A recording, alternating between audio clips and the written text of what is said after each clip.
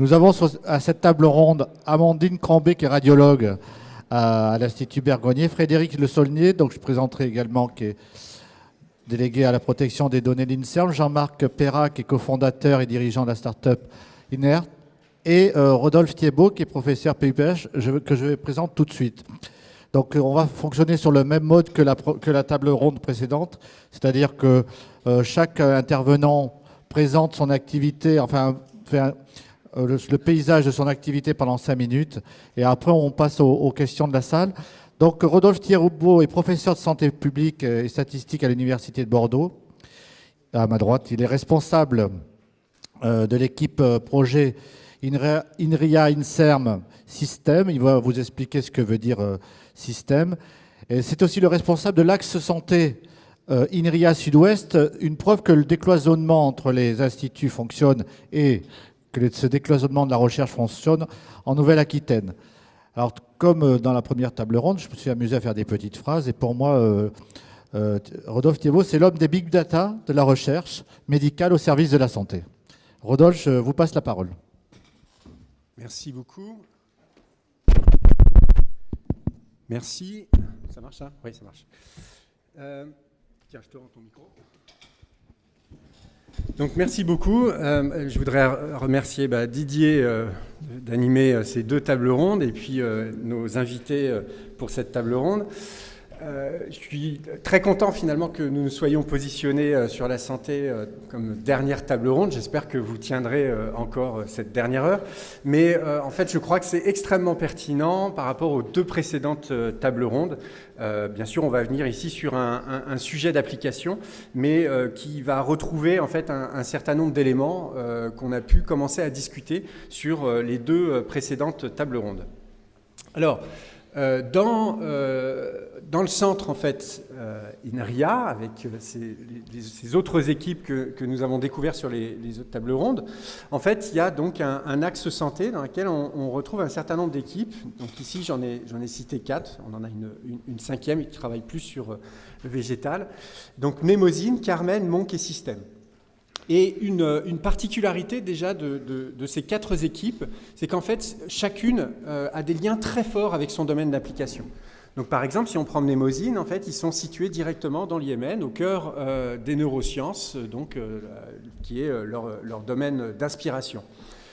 Carmen, en fait, fait partie de l'Institut hospitalo-universitaire lyrique de cardiologie. Monk, en fait, travaille avec un partenariat très fort et très serré avec des hospitaliers du CHU et de l'Institut Bergonié. Et d'ailleurs, nous avons une collaboratrice de Monk qui est avec nous ici pour cette table ronde. Et puis, en ce qui concerne l'équipe système, donc, comme Didier l'a dit, c'est une équipe qui est aussi labellisée INSERM, donc on travaille dans un centre de recherche INSERM aussi, le Bordeaux Population Health, qui travaille donc sur des problématiques d'épidémiologie et de santé publique. Et aussi, et ici je donnerai un exemple, on travaille en fait dans le cadre du Vaccine Research Institute, qui est un LabEx national, sur le développement vaccinal. Alors, on fait des simulations, et c'est l'objet justement de cette table ronde. Et ces simulations, on les fait avec des modèles. Et en fait, ces modèles, on les alimente. On les alimente avec des données. Et en fait, ces données, elles deviennent massives bien souvent, comme vous le savez, on en a déjà parlé. Et c'est là où en fait, on fait appel aussi dans ces différentes équipes à des techniques d'apprentissage, de machine learning pour traiter ces données. Pour dire à quel point on a vraiment ici un lien. Alors on verra, bien sûr, il est plus accentué sur certaines équipes que sur d'autres, avec plutôt HPC ou plutôt apprentissage, mais il y a une vraie continuité au sein du centre, l'articulation de ces différentes équipes. Alors, je vais passer assez rapidement, ça ne va pas être très long, mais sur chacune des équipes pour vous donner une petite idée de ce qu'ils font. Donc, au niveau de Mémosine, ici, le travail consiste à modéliser un certain nombre de fonctions cognitives, ici de fonctions mnésiques. Donc, comment on apprend, comment ça se passe. Et en fait, cette modélisation, donc, elle va à la fois inspirer finalement des approches d'apprentissage et en même temps va permettre de mieux comprendre comment on apprend. Donc on voit ici vraiment une interaction constante entre la méthodologie et les neurosciences pour avancer sur finalement le fonctionnement, ici par exemple des fonctions mnésiques. Alors l'autre équipe, Carmen, donc ce qui est très sympa toujours de présenter Carmen, c'est qu'ils ont des très très belles images à nous montrer, et je leur remercie de m'avoir fourni ces images maintenant. Donc en fait le principe de Carmen, c'est la modélisation du cœur, en particulier ici de la transmission des signaux du cœur. Et ça, c'est très important parce que finalement, arriver à bien modéliser comment ces signaux vont circuler au niveau du cœur, ça va permettre aussi de comprendre comment surviennent des arythmies et bien sûr, dans l'esprit, de pouvoir prévenir les arythmies. Je vous parlais du principe des données. En fait, on voit... Voilà. Sur la partie droite de la diapositive, en fait, ici, on voit une acquisition haute résolution, finalement, des signaux ici, donc sous forme d'un électrocardiogramme, mais que cette fois-ci, qui n'a pas les 6 ou 12 électrodes qu'on met habituellement en clinique, mais qui ici en a 252. Et donc, on se retrouve là, ici aussi, avec une problématique de données massives qu'il va falloir traiter pour ensuite mieux modéliser.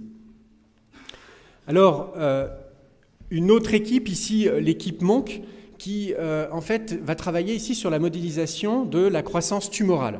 Alors ici, c'est l'exemple de méningiome. Et donc, il s'agit en fait de dériver un modèle sur les données d'imagerie qu'on va avoir pour un patient. Et ce modèle va être individualisé pour chaque patient. Et pour ce patient donné, on va essayer de prédire justement qu'est-ce qui se passe en termes d'évolution.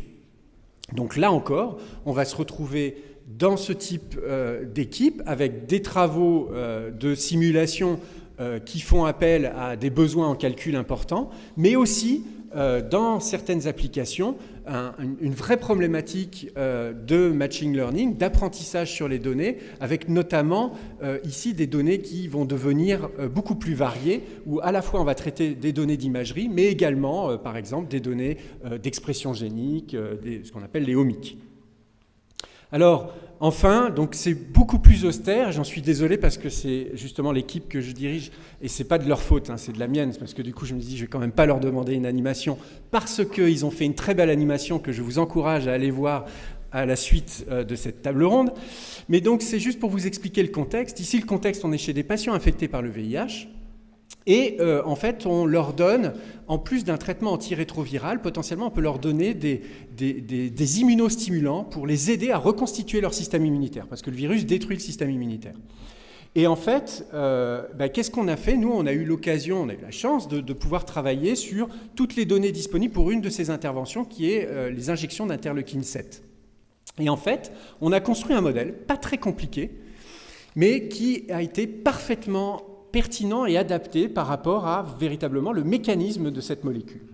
Et en fait, en modélisant plutôt pas trop mal le mécanisme de cette molécule, on a réussi à très très bien prédire, et maintenant on prédit tellement bien à l'échelle individuelle qu'en fait on va prédire patient par patient quand est-ce qu'il faut faire la nouvelle injection.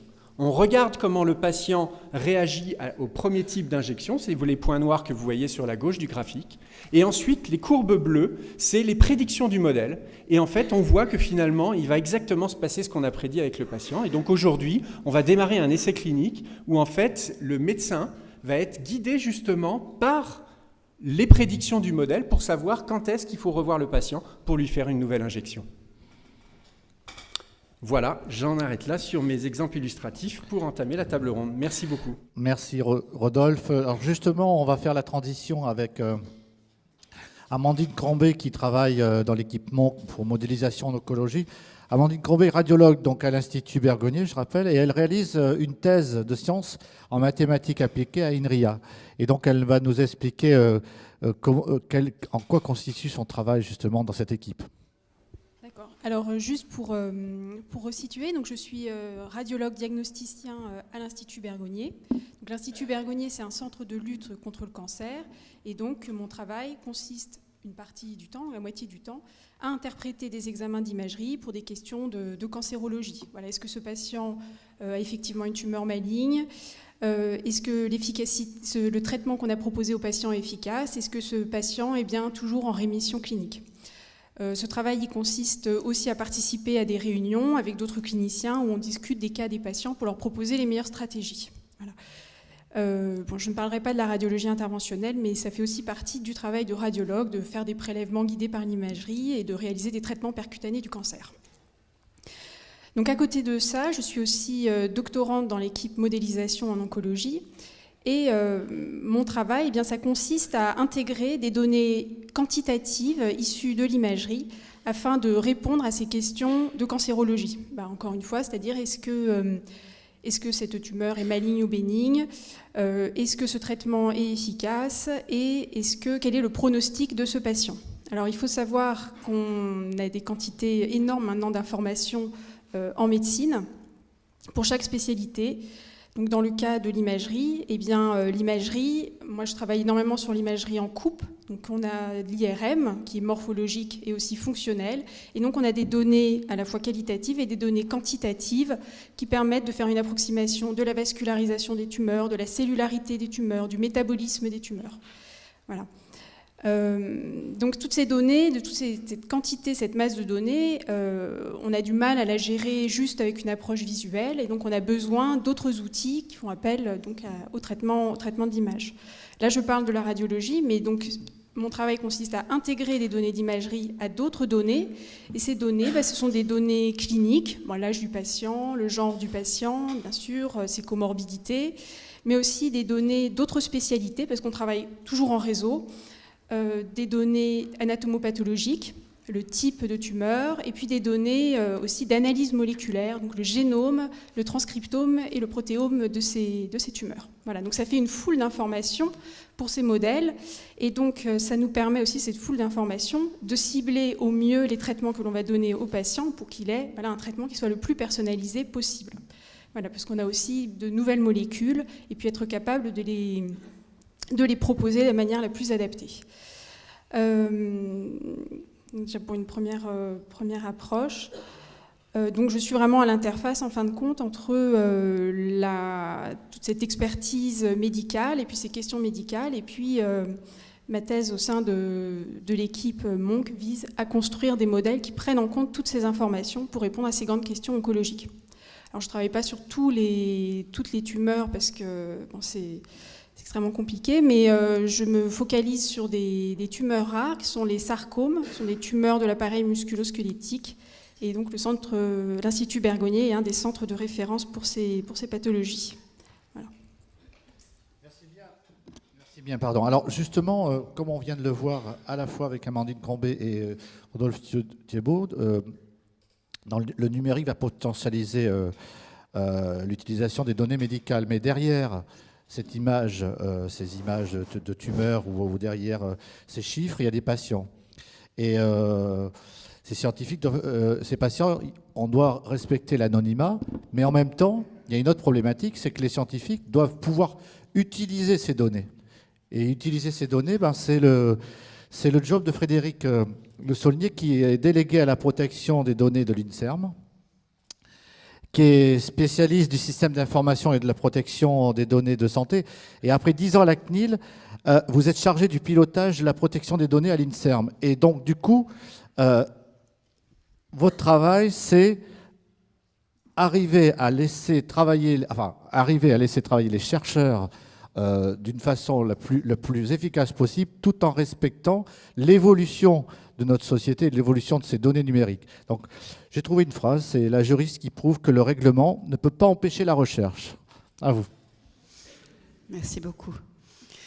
Oui, vous avez entendu et vu que les données de santé, il y a des enjeux de santé individuelle et collective énormes à l'utilisation de ces données et que pour pouvoir les utiliser au mieux dans l'intérêt individuel et collectif, il faut dresser des passerelles entre le monde du numérique et le monde de la santé qui connaît bien l'usage des données, c'est évident. Mais aussi, il faut aussi traiter ces données qui sont sensibles avec beaucoup de rigueur, d'esprit critique et dans le respect d'une réglementation de protection des données qui, comme vous le savez, est en plein bouleversement.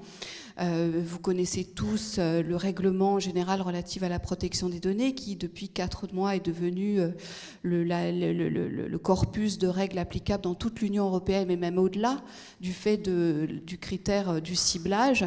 C'est pas vraiment un droit nouveau, hein, le droit de la protection des données, puisque je vous rappelle que la CNIL a fêté ses 40 ans cette année.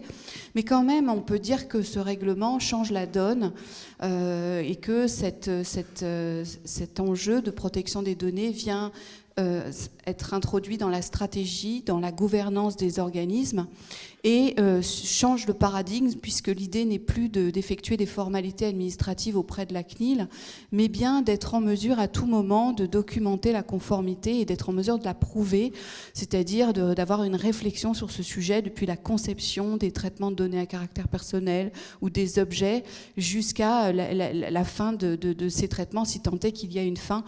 Voilà, donc on change complètement l'esprit de ce texte et c'est la raison pour laquelle beaucoup d'organismes, dont l'INSERM ou l'INRIA, sont en train de monter une politique de protection des données, en effet, au sein de leurs organismes, qui doit être fondée à la fois sur la recherche de la confiance et l'adhésion des chercheurs, mais aussi un certain pragmatisme. Et à cet égard, moi, j'aurais, je dirais, 3 messages à faire passer. Le premier de ces messages, c'est que la communauté des chercheurs a une voix à faire entendre. Le règlement général relatif à la protection des données encourage l'élaboration de règles de bonne pratique, de codes de conduite sectoriels élaborés avec les acteurs et fondés sur des retours d'expérience. Et il est très important que les acteurs participent à l'élaboration d'un droit de sorte qu'il puisse être applicable à leur activité. Et c'est très important de dire cela. Et j'en donnerai comme exemple le fait que, en tout cas, l'INSERM a constitué avec d'autres, d'ailleurs, des groupes de travail de chercheurs pour réagir sur les projets de méthodologie de référence. Je ne vais pas rentrer dans de la technique, mais élaborés par la CNIL, précisément pour que ces normes puissent répondre à vos demandes. C'est aussi comme ça qu'en s'organisant, on a pu faire changer la loi informatique et liberté pour permettre la recherche qui porte sur des mineurs, des personnes mineures, parce qu'il y avait vraiment des difficultés en particulier pour travailler sur des mineurs en pré-majorité. Donc c'est mon premier message. Les chercheurs ont un rôle à jouer pour faire remonter les difficultés qu'ils rencontrent et que ce droit soit co-construit, enfin que ce soit une co-régulation avec eux. Le deuxième message, c'est que j'entends souvent que cette réglementation va faire obstacle au big data et au développement de l'intelligence artificielle. Je crois qu'on ne peut pas dire ça du règlement de ce RGPD qui comporte un certain nombre de dispositions qui, au contraire, prend en considération les intérêts de la recherche scientifique. Et c'est le cas, pour ne donner que cet exemple, de la présomption de compatibilité entre les finalités de recherche scientifique avec les finalités d'un traitement initial. Ce qui va avoir un impact important, c'est que quand, par exemple, les données sont traitées dans le cadre des soins, eh bien, vous n'allez pas avoir à les recollecter ou à les collecter à votre tour avec le consentement de la personne. Vous allez pouvoir les réutiliser moyennant un certain nombre de règles relatives notamment à l'information des personnes. Mais ça montre que ce règlement prend en compte les intérêts de la recherche scientifique. Certes, il y a dans la loi nationale, j'y reviendrai si ça vous intéresse, quelques dispositions qui posent problème, parce que le RGPD a laissé aux États membres le pouvoir de prévoir des dispositions nationales et certaines d'entre elles vont être levées. C'est le cas notamment de l'impossibilité de faire des entrepôts de données à partir des données du système national des données de santé. Je sais que tout ça va évoluer.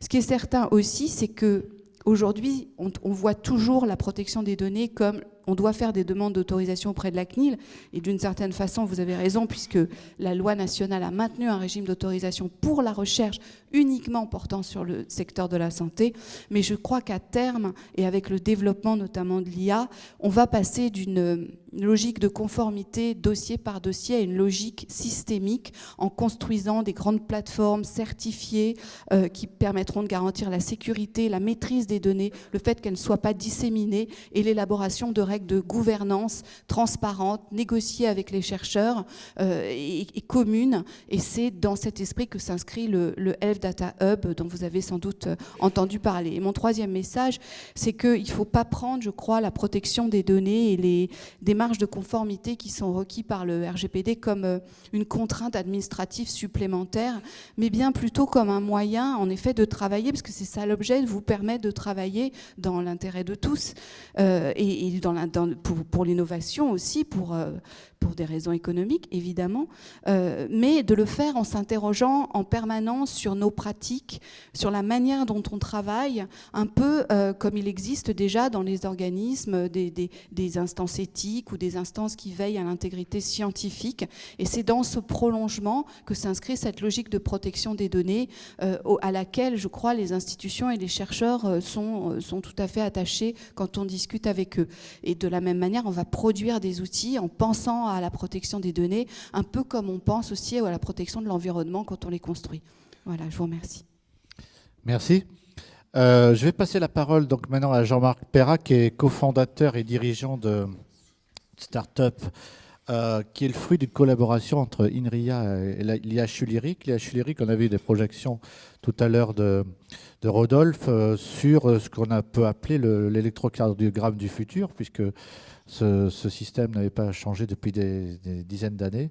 Et donc, vous allez nous parler de cette entreprise, qui est une entreprise de Nouvelle-Aquitaine, qui est le fruit d'une collaboration justement entre chercheurs, INRIA et médecins, imageurs.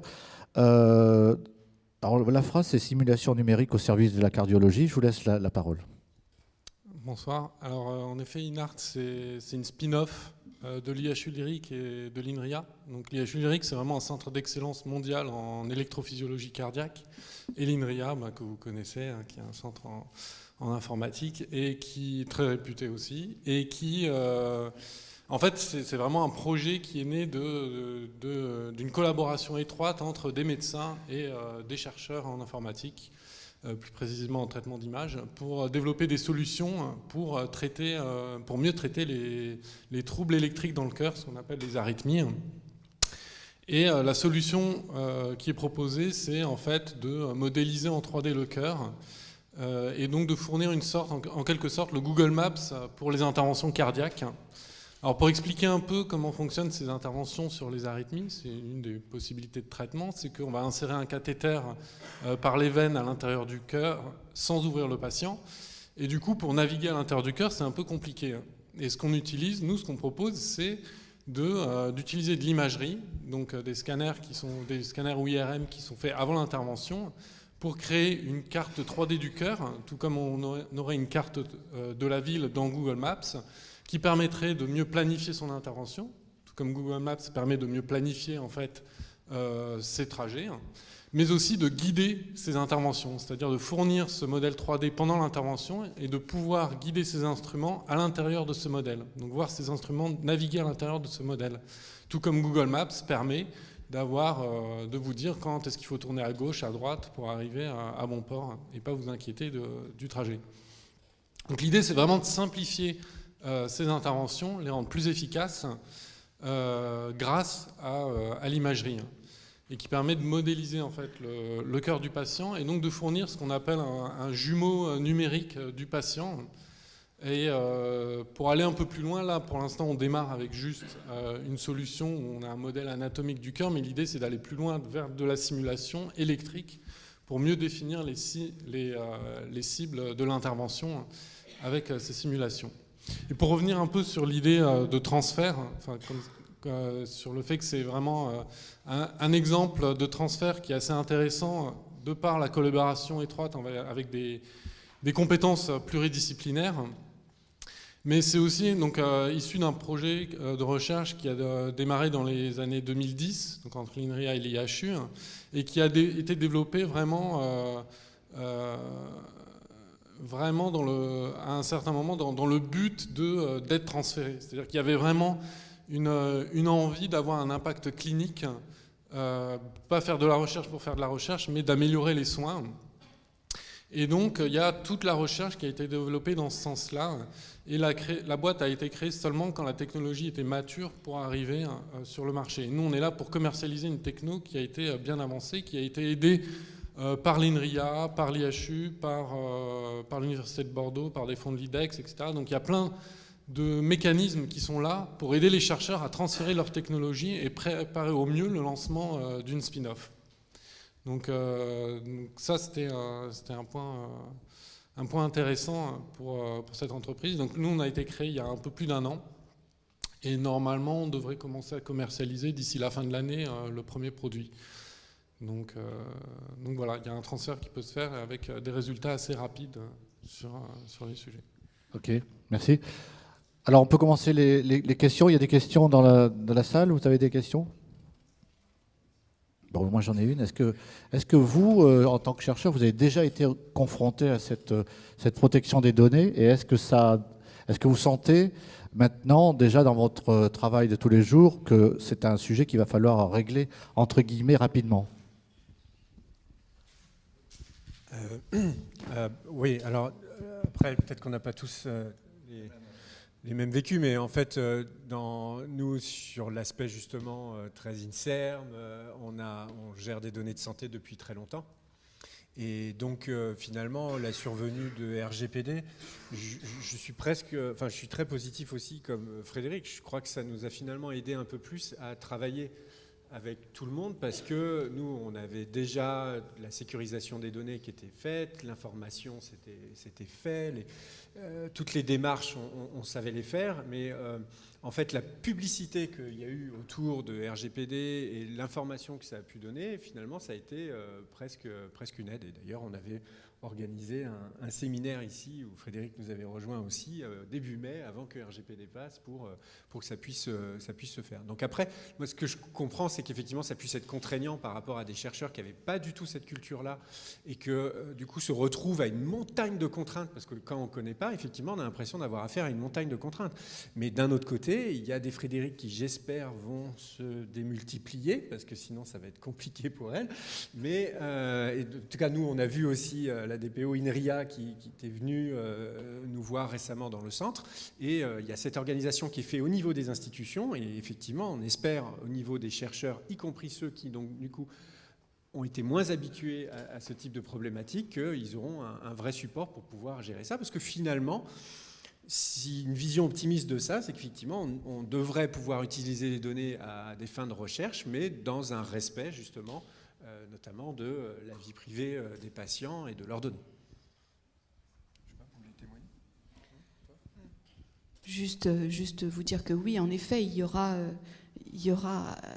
on ne peut pas être seul pour traiter ça, évidemment, dans une maison comme l'INSERM, c'est absolument impossible. Donc, j'ai reçu mission de constituer un réseau de référents, des réseaux de référents motivés au sein des unités, au sein des grosses plateformes, justement parce que l'idée, c'est de construire, d'ailleurs pas tout seul, tous les DPO, on est en train de construire des réseaux sectoriels pour justement être en mesure de vous construire, de construire pour les chercheurs des outils qui vous aident, qui vous accompagnent dans cette mise en conformité. Ce qui est évident aussi, c'est que je suis confrontée à beaucoup de chercheurs complètement paniqués qui me disent « Oh là là, mais le 25 mai 2018, c'est passé, on n'est pas totalement conforme. » Il faut quand même bien dire que même si, en effet, les sanctions sont lourdes et qu'il faut prendre ça tout à fait au sérieux à notre niveau, chacun à son niveau, il est évident que c'est un chantier énorme et qui va prendre des années.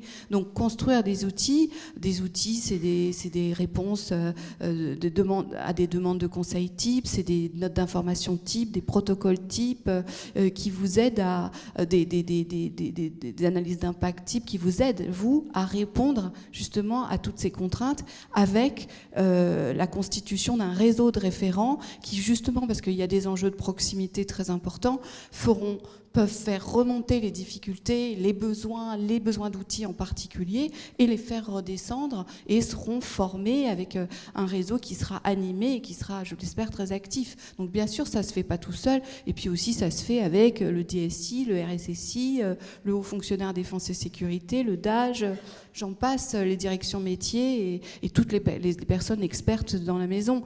Donc une gouvernance à mettre en place. Donc tout ça est en cours de mise en place et en effet ça va changer la donne, c'est clair. Mais comme l'a dit Rodolphe, on part pas du tout de rien. On est très nombreux à avoir un pôle qui s'occupait de ça, qui s'occupait des déclarations CNIL, etc. Donc un DSI qui s'occupait des aspects sécurité. Donc on part pas de rien, mais il faut monter un cran, c'est vrai. Oui. Allez-y. J'aimerais bien rebondir sur le mot simulation numérique, parce que probablement un tremblement de terre et un tremblement de cœur, ça se ressemble un peu. Sauf que là, on a très clairement aussi des aspects temps réel. À quel point est-ce qu'on est capable de faire la simulation numérique directement en temps réel lors d'une opération, par exemple?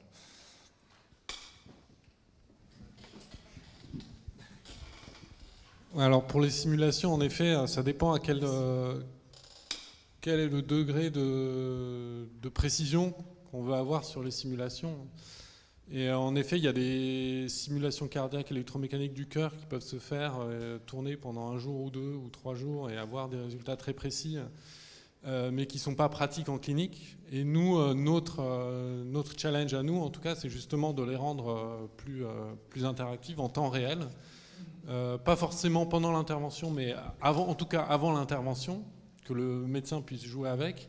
Et là, du coup, il va falloir trouver une balance entre la précision des résultats et la rapidité des résultats. Donc, qu'est-ce qu'on va pouvoir apporter? Donc, pour l'instant, tout n'est pas, en effet, en temps réel. Et après, tu le sais, mais je pense que c'est bien de le dire aussi, c'est que, bien sûr, ça dépend complètement de la question posée et de la complexité du modèle. Parce que si on prend, par exemple, le modèle que je présentais moi, en fait, le modèle, il a été très long à apprendre sur l'ensemble de la base de données. Mais ensuite, après, quand on fait la prédiction individuelle, en fait, là, c'est un calcul très simple, très rapide, qui se fait, en fait, même à distance, sur une petite interface Shiny, facile. Une autre question?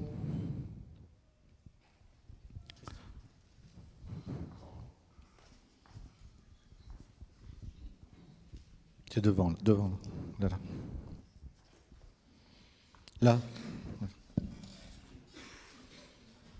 Oui, je voulais revenir sur le domaine de la protection des données et la réactivité du droit, parce qu'on le voit bien, tous les débats actuellement d'ailleurs sur la loi bioéthique le démontrent, les faits précèdent le droit. Et quand on fait l'histoire du droit, la sociologie du droit, on se rend compte que les faits précèdent toujours le droit. Donc l'inquiétude qu'on a quand on est chercheur, quand on est dans le domaine de la santé, et que effectivement on utilise des bases de données massives, on se rend bien compte que au-delà de la technologie, les pratiques évoluent, on s'améliore, on acquiert une pertinence, on acquiert plein de choses. Et l'inquiétude qu'on a, c'est justement par rapport à cette évolution à la fois technologique, à la fois de l'usage même. On se rend compte, un peu comme on le voit sur la bioéthique, qu'on a toujours des effets retard, c'est-à-dire les faits précèdent à un moment trop le droit, et tout simplement parce que le droit n'a pas la même réactivité. Donc, est-ce qu'il y a, je dirais, c'est pas du lobbying, mais une forme de prise de conscience collective de ce phénomène sociétal, qui est que les faits précèdent trop longtemps le droit, et à un moment donné, on devient un peu discordant entre ce qu'on peut faire de manière évidemment éthique et ce que la loi permet ou ne permet pas. Alors j'ai pas en tête des exemples. En tout cas, ce que j'entends dans ce que vous dites, c'est que c'est vrai que l'intelligence artificielle et le traitement massif des données interrogent un certain nombre de règles de droit de protection des données. Quand on prend l'exemple de tous les principes clés, la finalité, Est-ce que vous savez initialement, quand vous rassemblez ces vastes bases de données, ce que vous allez exactement en faire? Est-ce que vous arrivez à avoir des données strictement pertinentes et proportionnées, alors que justement votre métier c'est de faire fonctionner des machines sur des quantités massives? Est-ce que vous avez une idée de la durée de conservation quand on sait ce que coûte de fabriquer des données et des données de qualité? Et voilà, les droits. Bien sûr, les droits, ça pose aussi une question, c'est-à-dire qu'aujourd'hui, c'est vrai que les réglementations informatiques et liberté ont une vision, comment dire, un peu dossier par dossier, traitement par traitement des droits. On voit bien que ça ne peut qu'évoluer, c'est-à-dire que quand vous constituez une vaste base de données, une grande cohorte, le système national des données de santé, une énorme base de données qui précisément a vocation à être mise à disposition de la communauté des chercheurs. On voit bien qu'au moment où on va constituer cet outil, c'est très important que les personnes soient clairement informées de ce que l'on va faire de ces données, qu'on a la volonté de les utiliser à des fins de recherche et qu'il faut être très transparent par rapport à ça. Mais par contre, après, une fois qu'ils ont bien compris qu'on allait et qu'ils adhèrent, ils sont d'accord, on voit bien que demander une information individuelle au cas par cas, à chaque fois qu'on va mettre à disposition d'une équipe des lots de données très très indirectement identifiants en plus, ça n'est pas conforme aux pratiques et qu'il faut trouver une autre logique, des logiques de transparence et des logiques participatives, mais qui vont être plutôt des tableaux de bord qui permettent aux gens de savoir ce qu'on a fait des données, à quoi ça sert, et de les impliquer dans la gouvernance de ces structures. Enfin, il y a d'autres manières d'impliquer les gens. Je crois qu'on a intérêt à la transparence, quoi qu'il arrive, parce que de plus en plus les gens qui s'impliquent dans ce genre de projet, voudront avoir un retour, voudront savoir ce que l'on fait. Bon, donc les droits. Par contre, il y a un principe, à mon avis, qui va prendre le pas sur tous les autres, c'est la sécurité. Là-dessus, on pourra essayer d'interpréter tous les principes que je viens d'énoncer et faire du droit prospectif, comme vous dites. Et vous avez raison qu'il doit y avoir de la recherche sur le droit aujourd'hui. Vous avez raison de le dire. Par contre, la sécurité, ça me paraît fondamental de garantir des systèmes d'information à la fois extrêmement sécurisés, avec des données pseudonymisées le plus possible. C'est une application du principe de minimisation des données qui est dans le RGPD, et surtout des accès qui vont être, qui font qu'on va avoir des accès distants. Et on va pouvoir travailler sur les données, mais on ne va pas envoyer les données partout parce que ce n'est pas la peine de monter un système hyper sécurisé pour au final dispatcher toutes les données. Donc je pense que vraiment la sécurité, ça va être le maître mot, avec après une sorte de transparence. Alors après, sur votre question, oui, je suis d'accord avec vous qu'il y a une part de droit souple, de droit, et ça rejoint ce que je vous disais au départ, de droit issu de la pratique, de préoccupations que doivent avoir les praticiens, de se dire comment ça fonctionne. On va monter un groupe de gens qui vont dire quelles sont les difficultés qu'ils rencontrent, quelles sont les réponses qu'on y apporte les uns et les autres, et qui vont documenter tout ça de sorte que quand le droit va s'élaborer, on aura des retours d'expérience. Un peu compliqué d'élaborer le droit avant même de savoir concrètement. Je suis assez d'accord avec vous qu'il faut trouver des moyens d'élaboration de règles éthiques ou de règles souples qui vont précéder la mise des règles dans le dur, si je puis dire. Et d'ailleurs, ça évolue tout le temps. Donc,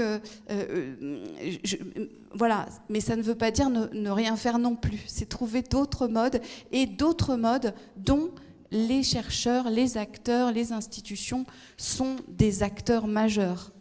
On ne peut aller que vers la co-régulation. Et c'est aussi une des raisons pour laquelle j'ai souhaité rejoindre l'INSERM. Je pense que la CNIL doit travailler avec les chercheurs et qu'il n'y a que là qu'on peut comprendre leurs besoins et donc élaborer un droit vivant. Comme vous dites, il faut faire du droit vivant. Juste une réaction, mais 2 secondes. Je souscris à vos propos. La sécurité doit rester dans le socle dur, qui effectivement ne se négocie pas. Je pense que pour tout le reste, la notion de co-régulation que vous avez utilisée me convient bien, parce que je pense que dans ce domaine aussi, on doit passer du droit réglementaire au droit contractuel. et qui me paraît important, justement, parce qu'il y a une telle diversité de pratiques que c'est un peu plus compliqué que le droit réglementaire qui s'impose à tous, mais on doit avoir un droit contractuel par rapport à des situations concrètes.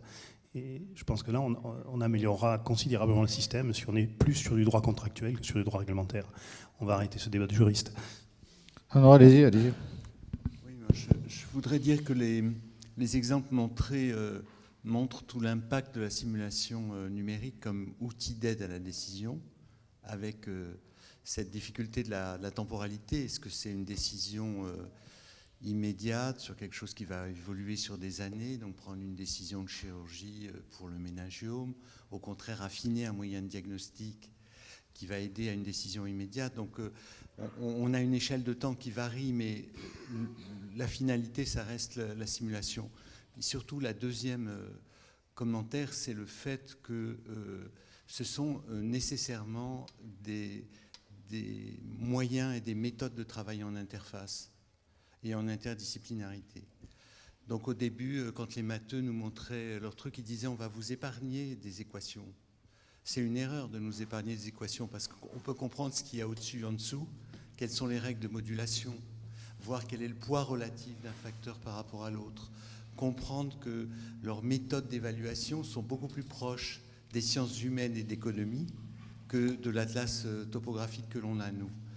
Et c'est une idée, quand on a vécu du travail avec des matheux ou des physiciens qui ont aussi une dimension parfois plus intuitive encore, ou avec des sciences humaines, on comprend bien que la réalité d'un écosystème comme le nôtre et d'un plan cancer régional, ça intègre nécessairement l'intégration de ce qu'on appelle le STEAM, c'est-à-dire à côté des biologistes qui ont leur lecture du monde du vivant, d'avoir aussi des sciences, des techniques, des technologies, de l'ingénierie en général, et de ce qu'ils appellent les mathématiques, que nous on comprend mieux sous le terme de modélisation.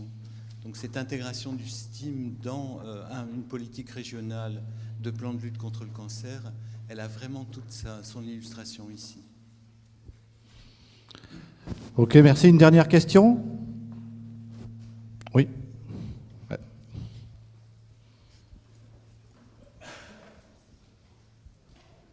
Quand on voit les convergences de compétences entre l'INRIA, au sens général, pour ne pas rentrer dans des spécialités, et l'INSERM, quel est, de votre point de vue, le réel potentiel de croissance du transfert technologique dans ces domaines-là ? Je comprends bien que vous dites que ce ne sont pas des freins, ce sont des régulateurs. Mais finalement, quand une boîte se crée en sortant d'un IHU, avec autant de faits qui se penchent sur le berceau au sens compétences scientifiques et technologiques, où va l'ambition de la croissance de ce transfert technologique ? Bon, il vous reste 1 heure, là, de toute façon.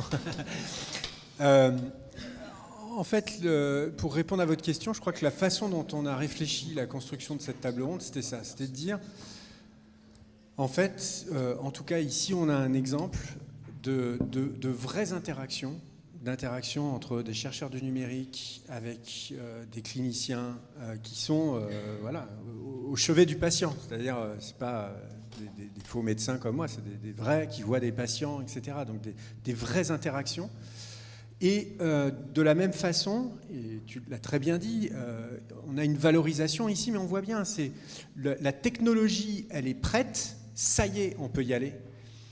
Et on sait là, c'est vrai, nous, dans les équipes de recherche, on n'est pas très bon là-dessus. On n'est pas très bon. Si jamais on continue à le faire au sein de l'équipe de recherche, en fait, c'est moins agile, ça prend du temps, ça nous disperse. Et du coup, c'est là où on voit qu'il y a une vraie articulation logique avec souvent des startups qui restent dans l'environnement.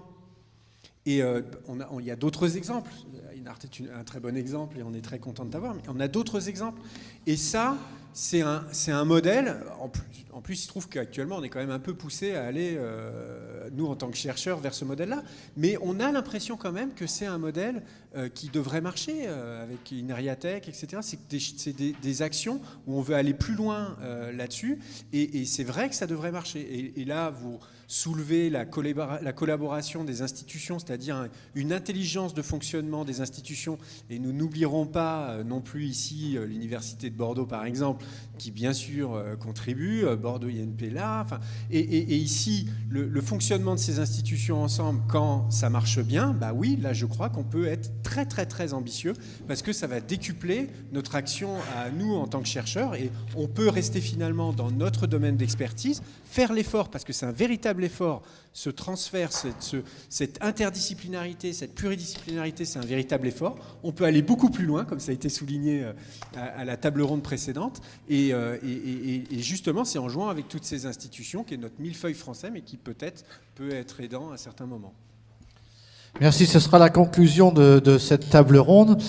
Alors je vous invite à nous rejoindre, donc vous avez le parcours à INRIA.